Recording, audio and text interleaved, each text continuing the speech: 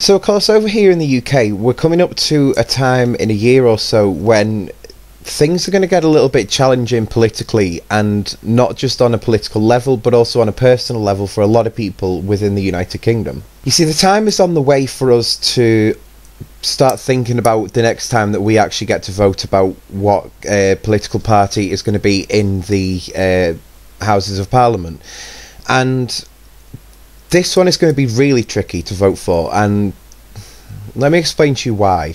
You see, basically over here in the United Kingdom, we have three main political parties that people stick to, and there are downsides to each and every single one of them. You've got the Labour Party. Well, the reason that we got into the financial crisis in the first place was because of Labour and what they did when they actually got into power over here in the United Kingdom. When they took office, they kind of made a few legal changes and that kind of thing, and it basically meant that we went into recession. I mean, at first kind of looking into this, it was down to people borrowing too much that they couldn't afford to pay back, and you know, the signs were there from quite an early stage. Labour did nothing to stop this.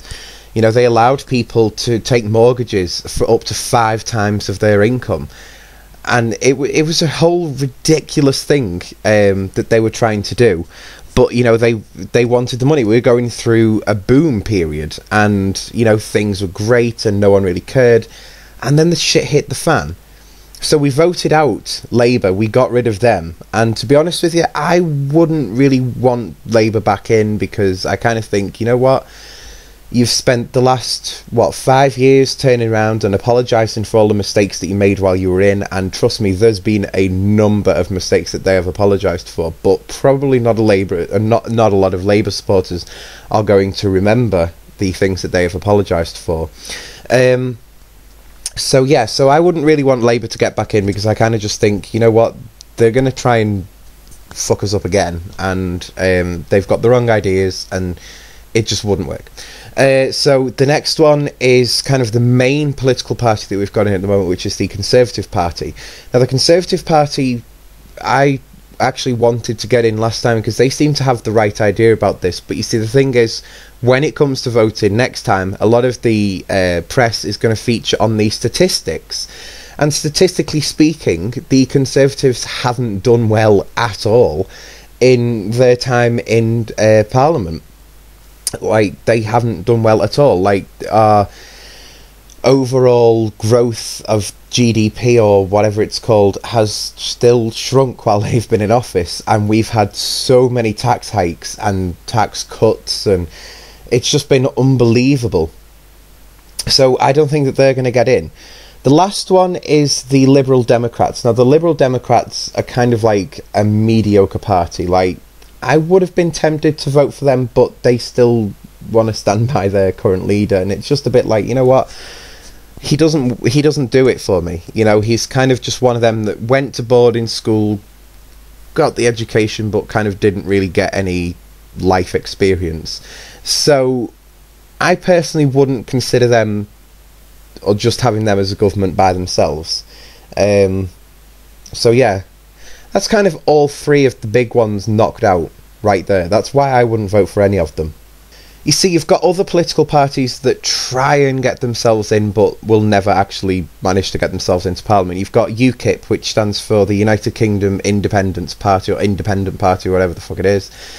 They're one of these parties that's been going for a number of years, but no one's really taken them seriously or paid them any attention. But over the past couple of years, with the way that the economy's been in the United Kingdom, we've been kind of clutching at straws, and you know, if someone on a political level has made or said the right words, then we've bought it up straight away and been like, oh my god, you're the best thing ever, let's vote for you to get in.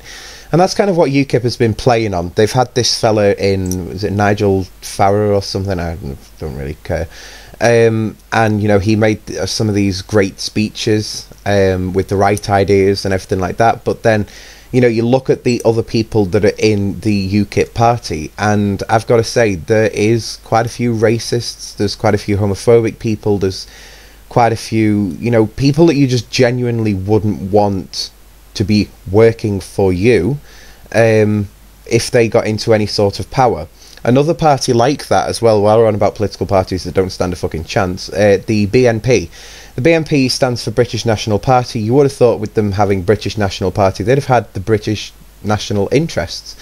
The British National Party doesn't. In my experience, they're one of the most racist and hateful groups I think I've ever known.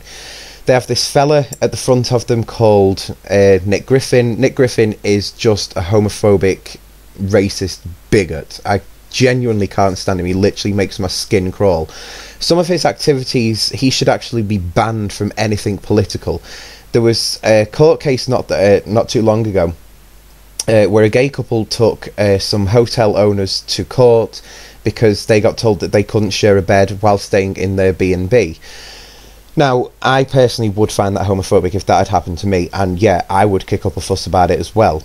Nick Griffin, however, didn't see it from the gay couple's point of view, and on Twitter one night I think he threatened to put their address out, and he basically threatened saying, me and my supporters are going to turn up at your house and, you know, you're not going to like it.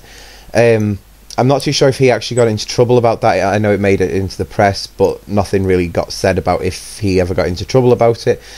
His party, again, is just full of people that are just racist and idiotic people who don't actually have a natural understanding of politics and how the system actually works. And you know what? They seriously need to grow the fuck up. So I've said about all these political parties, and I've said about what I disagree with and why I wouldn't vote for them in the first place. What do I personally look for in a political party?